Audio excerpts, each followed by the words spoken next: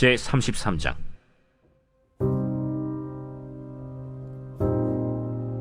야곱이 눈을 들어보니 에서가 400명의 장정을 거느리고 오고 있는지라. 그의 자식들을 나누어 레아와 라헬과 두 여종에게 맡기고 여종들과 그들의 자식들은 앞에 두고 레아와 그의 자식들은 다음에 두고 라헬과 요셉은 뒤에 두고 자기는 그들 앞에서 나아가되 몸을 7번 땅에 굽히며 그의 형 에서에게 가까이 가니 에서가 달려와서 그를 맞이하여 안고 목을 어긋맞추어 그와 입맞추고 서로 우니라. 에서가 눈을 들어 여인들과 자식들을 보고 묻되 너와 함께한 이들은 누구냐? 하나님이 주의 종에게 은혜로 주신 자식들이니이다. 그때 여종들이 그의 자식들과 더불어 나와 절하고 레아도 그의 자식들과 더불어 나와 절하고 그 후에 요셉이 라헬과 더불어 나와 절하니 내가 만난 바 이 모든 때는 무슨 까닭이냐? 내 주께 은혜를 입으려 함이니이다. 내 동생아, 내게 있는 것이 족하니 내 소유는 내게 두라. 그렇지 아니하니이다. 내가 형님의 눈앞에서 은혜를 입었사오면 청하건대 내 손에서 이 예물을 받으소서. 내가 형님의 얼굴을 배운즉 하나님의 얼굴을 본 것 같사오며 형님도 나를 기뻐하심이니이다. 하나님이 내게 은혜를 베푸셨고 내 소유도 족하오니 청하건대 내가 형님께 드리는 예물을 받으소서 하고 그에게 강권함에 받은디라. 에서가 이르되 우리가 떠나자. 내가 너와 동행하리라. 내 주도 아시거니와 자식들은 연약하고 내게 있는 양떼와 소가 새끼를 데리고 있은즉 하루만 지나치게 몰면 모든 떼가 죽으리니 청하건대 내 주는 종보다 앞서 가소서. 나는 앞에 가는 가축과 자식들의 걸음대로 천천히 인도하여 세일로 가서 내 주께 나아가리이다. 내가 내 종 몇 사람을 내게 머물게 하리라. 어찌하여 그리하리이까? 나로 내 주께 은혜를 얻게 하소서. 이날에 에서는 세일로 돌아가고 야곱은 숫곳에 이르러 자기를 위하여 집을 짓고 그의 가축을 위하여 우릿간을 지었으므로 그 땅 이름을 숫곳이라 부르더라. 야곱이 밧단 아람에서부터 평안히 가나안 땅 세겜 성읍에 이르러 그 성읍 앞에 장막을 치고 그가 장막을 친 밭을 세겜의 아버지 하몰의 아들들의 손에서 베크시타에 샀으며 거기에 제단을 쌓고 그 이름을 엘엘로헤 이스라엘이라 불렀더라. 빛이 있으라. 오늘 하루도 말씀의 은혜로 우리 성도님들의 삶이 빛나고 복되시기를 주님의 이름으로 축복합니다. 오늘 우리가 함께 나눌 말씀 창세기 33장입니다. 드디어 야곱이 에서를 만납니다.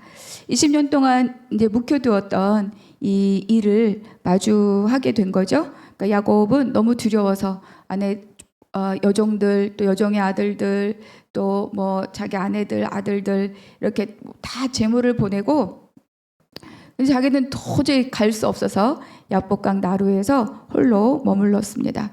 가만히 생각해 보면 제가 정말 힘겨운 그 일, 뭐 그것이 무엇이든 그 일을 뚫고 나아가는 것은 결국 하나님 앞에 기도하는 것으로 돌파할 수밖에 없다는 것을 다시 한번 어제의 장면에서 우리가 볼 수 있습니다. 물론 누군가는 옆에서 도와줄 수 있고 함께 기도해 줄 수 있지만 그러나 당사자가 이 돌파하고 기도의 싸움에 나서지 않으면 그 일은 절대로 풀어질 수 없다. 그래서 저도 그렇고 우리 모두가 다 정말 이 일은 어떡할까라고 하는 그 일 하나님 앞에 기도하며 근심 걱정 이제 그만하고 기도함으로 씨름하는, 그래서 겨루어 이기는 우리 야곱의 이 야복강 나루의 기도의 씨름 같은 이 기도의 씨름을 날마다 할 수 있는 우리 모두가 되시기를 축복합니다. 그래서 이제 앞으로도 뒤로도 갈 수 없어요. 진퇴양난. 여기서 이제 야곱은 아주 필사적으로 씨름함에 매달렸고 결국은 환도뼈가 어긋나는 대가를 치루었으나 그러나 그는 어때요? 하나님의 얼굴을 본 자, 하나님과 겨루어 이긴 자, 하나님의 복을 받은 자가 된 거죠. 그래서 하나님이 그 이름을 바꿔주셨어요. 다시는 야곱이라 부르지 않아야 할 것이요 이름을 이스라엘이라 하라. 이게 이제 이 족속의 이 민족의 이름이 되지 않습니까? 그래서 그의 정체성, 그의 삶의 지향이 달라집니다. 분이엘, 그렇죠? 이제 이 야곱이 씨름의 현장을 나와서 이제 야곱은 에서와 마주하기 위해서 이제 나섰던 거죠. 그러니까 야곱에게 이제 또 하나의 이 하나님을 경험함이 쌓인 거예요. 그러니까 우리는 하나님 앞에 가야 하나님을 경험하고 하나님의 경험함을 내가 누리고 정말 하나님이 어떠한 분이신가를 점점 알게 되면서 우리의 이 연약한 심령이 하나님의 것으로 쫙 강건하게 채워지는 거죠. 그냥 머리로 그렇구나, 그렇구나, 저 사람은 그렇구나 이렇게 갖고는 하나님을 경험하기가 어렵고 하나님을 누리는 삶을 살아가기가 어렵습니다. 그래서 이제 야곱에게는 또 하나의 하나님을 경험함이 쌓였습니다. 1절 야곱이 눈을 들어보니 에서가 400명의 장정을 거느리고 오고 있는지라.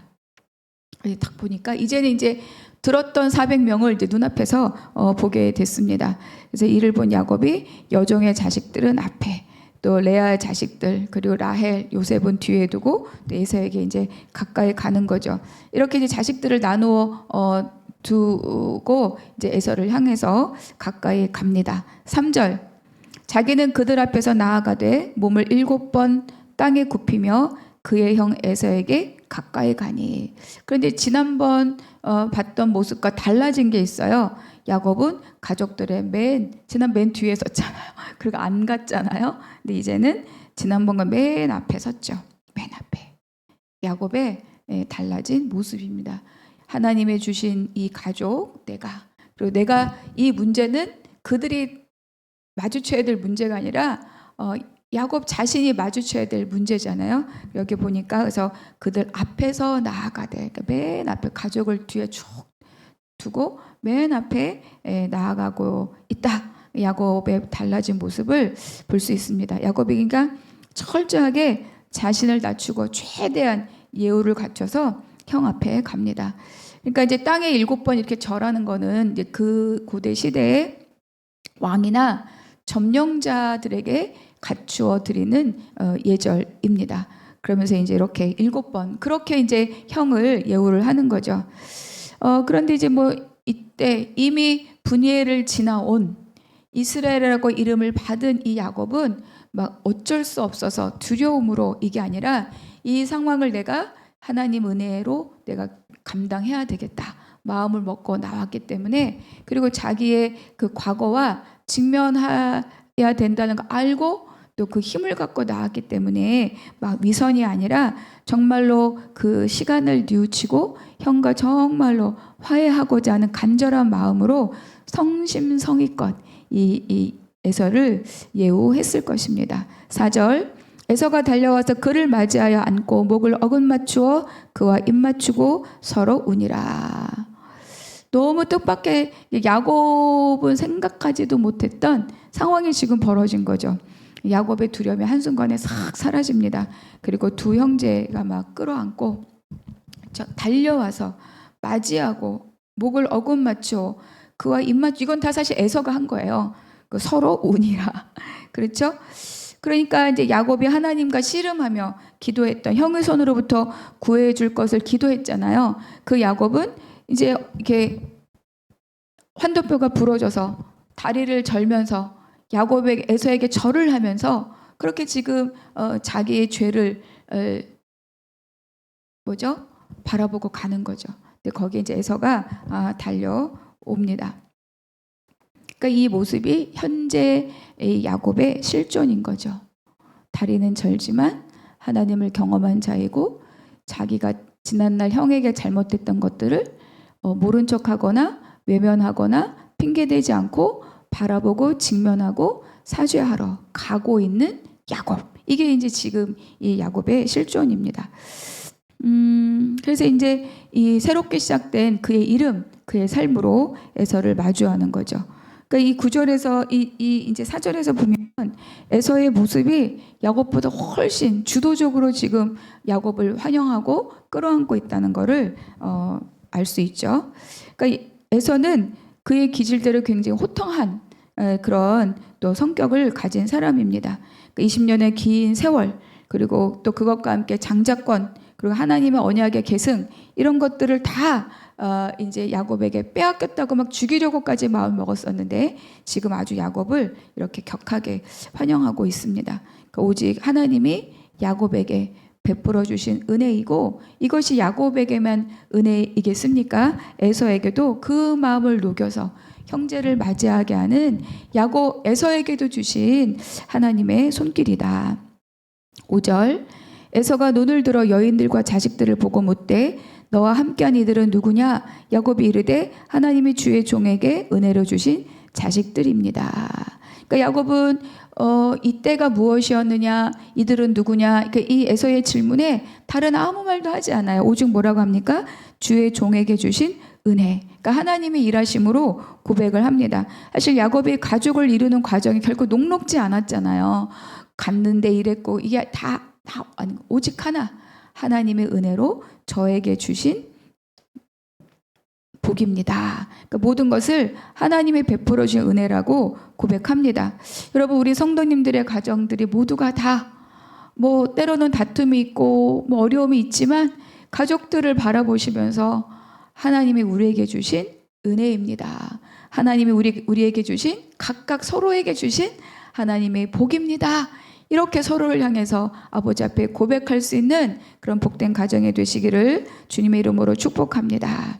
에서는 오면서 많은 사람들도 만나고 또 야곱이 바치는 또 짐승 예물들도 만나고 이렇게 하면서 여기까지 오지 않았겠습니까? 그래서 이제 이 자리에서 다시 이 에서가 다시 한번 확인하는 거 이게 뭐냐? 그리고 또 이들은 누구냐? 이렇게 다시 한번 확인합니다. 그런데 이제 여기에서 우리가 잠시 이제 에서라고 하는 이 사람을 잠시 좀 생각해 보면 좋을 것 같아요. 에서는 자기가 빼앗겼다고 생각하고 그랬던 이 장자권이 에서에게 있어서는 어떤 의미이고 어떤 가치였는가 이런 거를 좀 생각해 보면 좋겠습니다. 우리가 이미 살펴보았지만 27장에서 이제 결국은 별매를 만들어 갔는데 이미 다 날아갔잖아요.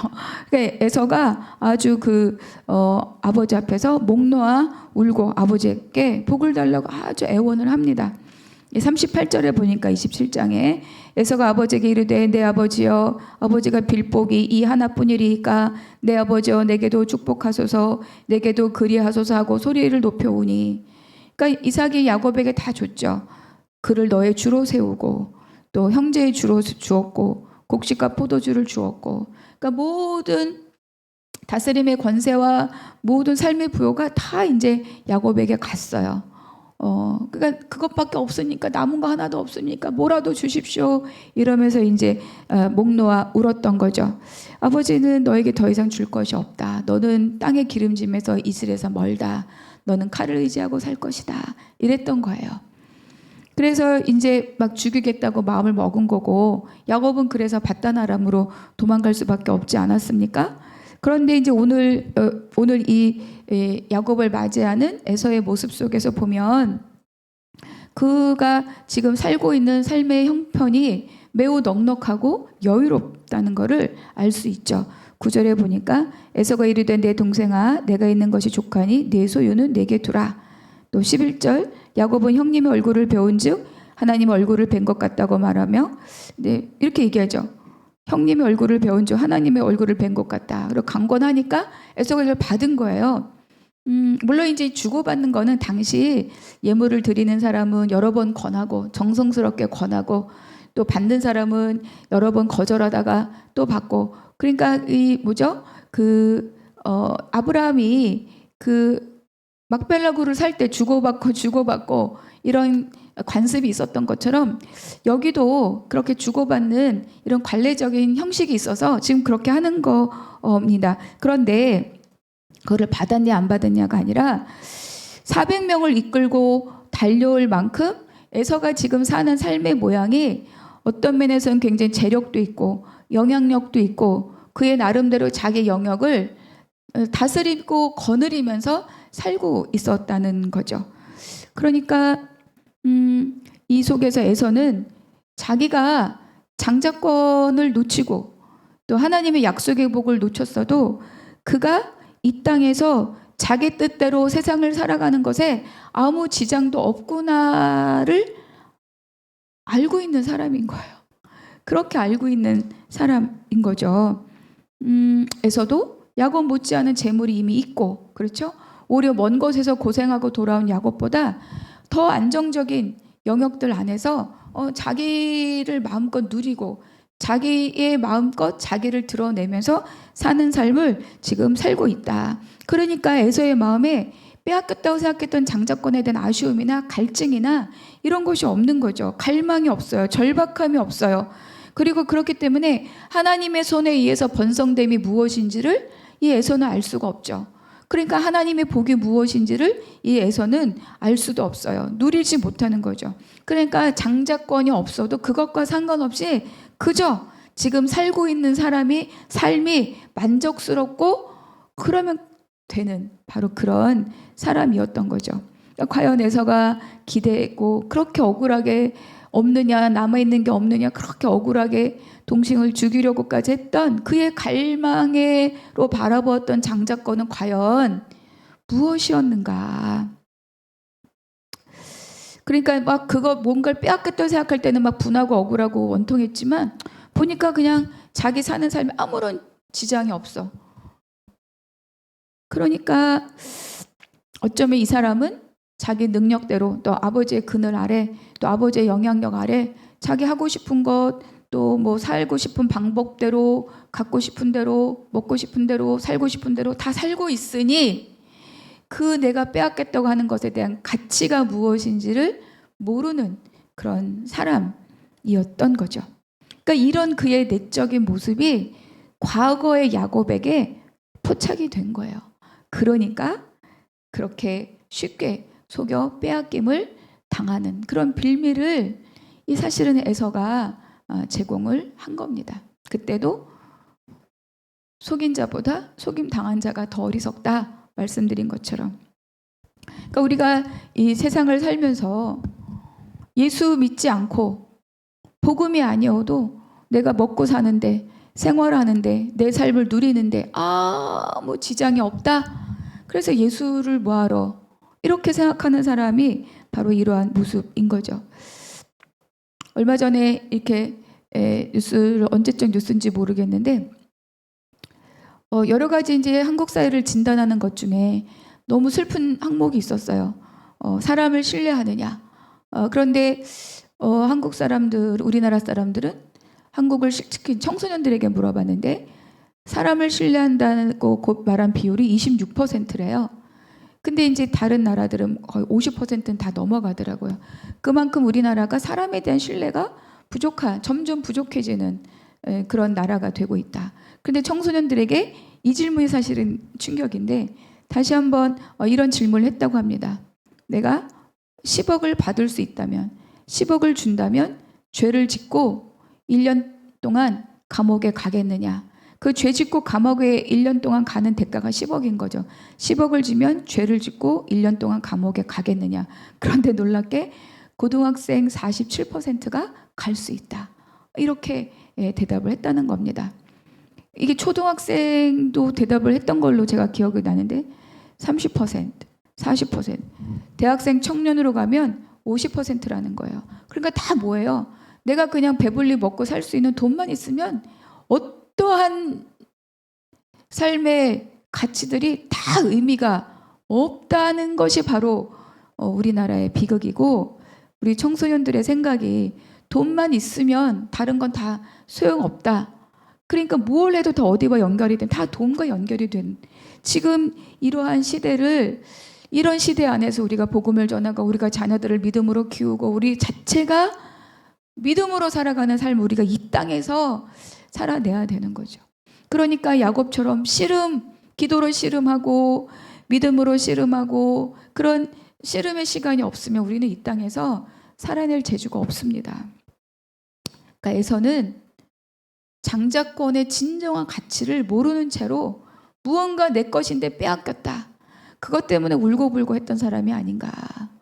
야곱은 엄청난 대가를 치루었지만 그 소중함, 그 본질의 가치를 알고 있었기에 그것을 그렇게 갈망했던, 그러나 자기 힘으로 하려고 했던, 그래서 그것을 포기하고 하나님께 맡기는 그 시간을 이렇게 보내고 이 땅으로 돌아온 거죠. 야곱은 하나님에 대한 경험이 점점 쌓여가지만 에서의 인생에는 그런 게 없습니다. 12절 에서가 이르되 우리가 떠나자 내가 너와 동행하리라. 두 형제는 화해했고 이제 에서가 이제 호위군사처럼 보호자가 되어서 야곱과 함께 떠나려고 하고 또 싫다고 하니까 부하들을 두겠다. 야곱은 그것도 거절합니다. 그리고 다시 제어할 것을 약속하고 이제 각자 길을 가는 거죠. 18절 야곱이 밧단아람에서부터 평안히 가나안 땅 세겜의 성읍에 이르러 그 성읍 앞에 장막을 치고 그가 장막 친 밭을 세겜의 아버지 하몰의 아들들의 손에서 베크시타에 샀으며 거기에 제단을 쌓고 그 이름을 엘렐로헤 이스라엘이라 불렀더라. 자, 어제 몇 장의 말씀을 보면서 야곱에게 너무 큰 짐이었던 라반이 정리되고 그리고 에서가 정리됐습니다. 하나님 다 해결해 주셨죠? 그러니까 세겜은 이제 가나안 땅이고 이 세겜에는 뭐예요? 매우 비옥한 땅이에요. 농사짓기가 굉장히 좋은 땅이고, 그러니까 가축을 많이 이끌고 온 이 야곱이 여기에 이제 가축도 자녀들도 쉴만한 곳으로 생각할 수 있는 곳이 이 세겜입니다. 그리고 이제 이곳은 또 이 누구죠? 아브라함이 처음 가나안 땅으로 들어왔을 때 여기서 단을 쌓았던 그러니까 굉장히 의미가 있는 곳이에요. 근데 여기에 너무 중요한 게 하나 있어요. 땅을 샀다. 베크시타에 샀다는 거예요. 땅을 샀다는 건 무슨 뜻입니까? 여기가 나의 정착지라는 뜻이 여기가 내 거다, 내 소유권이다. 깃발 꽂은 거거든요. 여기서 이제 야곱도 단을 쌓고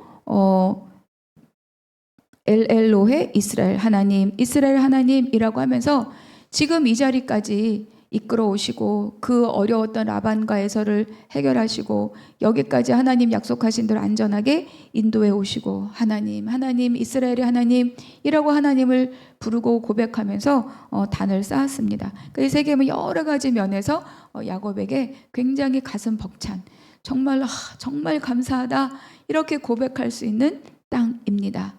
그러나 중요한 것은 이 땅은 하나님이 가라고 명령하신 곳이 아니다. 그런데 왜 야곱은 여기다 땅을 샀을까? 우리 33장을 마무리하면서 오늘 나에게 주신 한 구절의 은혜를 나누시기 바랍니다. 또 두 번째, 에서와 야곱 사실은 다 누가 더 어떻다라고 말할 수 없는 그저 부족한 사람들입니다. 그럼에도 불구하고 하나님께서 야곱을 택하신 이유가 무엇일까? 또 세 번째, 하나님께서 야곱에게 가라고 하신 곳이 어디죠? 분명히 베델이라고 말씀하셨습니다. 왜 야곱은 여기에 땅을 사고 세겜에 머물렀을까? 야곱을 한번 묵상해 보시기 바라며 오늘 또 이 말씀의 은혜로 오늘 하루를 넉넉히 살아가시기를 축복합니다. 기도하겠습니다. 하나님, 야곱의 삶에 큰 장애물 같았던 모든 관계를 풀어주신 하나님께서 내 삶의 커다란 장애물들도 우리가 하나님께서 풀어주시고 이끌어 주실 줄로 믿습니다. 먼저 모든 상황을 근심하지 않고 하나님 앞에 들고 나아가 기도하는 하루가 되게 하여 주시옵소서. 과거에 매이지 않고 기도로 풀고 하나님의 보호하심을 누리는 한 날이 되게 하여 주시옵소서. 모든 것 주께 의탁하고 감사하며 우리 주 예수 그리스도 이름으로 기도하옵나이다. 아멘.